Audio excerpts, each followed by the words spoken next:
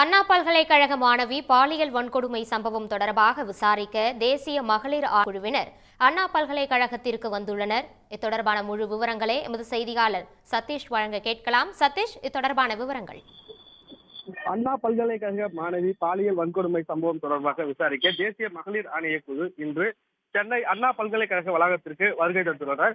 சென்னை அண்ணா பல்கலைக்கழக மாணவி ஞானசேகரன் என்பவரால் சில தினங்களுக்கு முன்பு மிரட்டி பாலியல் வன்கொடுமை செய்யப்பட்ட சம்பவம் தமிழகத்தில் பெரும் பரபரப்பை ஏற்படுத்தியது.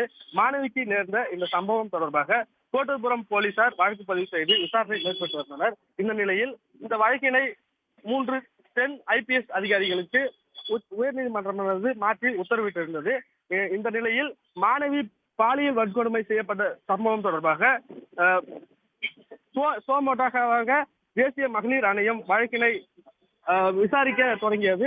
இந்த நிலையில் தேசிய மகளிர் ஆணைய தலைவர் 2 நபர்களை அமைத்து உண்மை கண்டறியும் குழுவினை உருவாக்கியுள்ளார். இந்த உண்மை கண்டறியும் குழு இன்று சென்னை அண்ணா பல்கலைக்கழக வளாகத்திற்கு தற்பொழுது வருகை தந்து விசாரணை நடத்த உள்ளனர். இந்த உண்மை கண்டறியும் குழு உறுப்பினர்களான மம்தா குமாரி மற்றும் ஓய்வு பெற்ற IPS அதிகாரி பிரவீன் தீக்ஷித் ஆகியோர் நேற்று இரவு சென்னைக்கு வந்த நிலையில் தற்பொழுது அண்ணா பல்கலைக்கழகத்திற்கு வருகை தந்து விசாரணையானது நடத்த உள்ளனர்.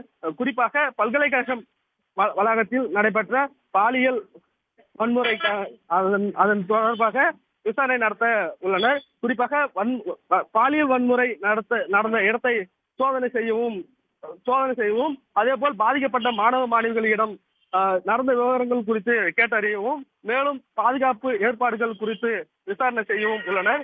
அதே போல் இந்த வழக்கு சம்பந்தமாக விசாரணை மேற்கொண்டு வரும் அதிகாரிகளிடமும் இந்த வழக்கு குறித்து விசாரிப்பதற்காக தேசிய மகளிர் ஆணைய அதிகாரிகள் தற்போது வருகை தந்து உள்ளனர். உங்கள் விரிவான தகவல்களுக்கு நன்றி சதீஷ். உடனுக்குடன் செய்திகளை தெரிந்து கொள்ள சன் நியூஸ் பெல் ஐகானை கிளிக் பண்ணுங்க.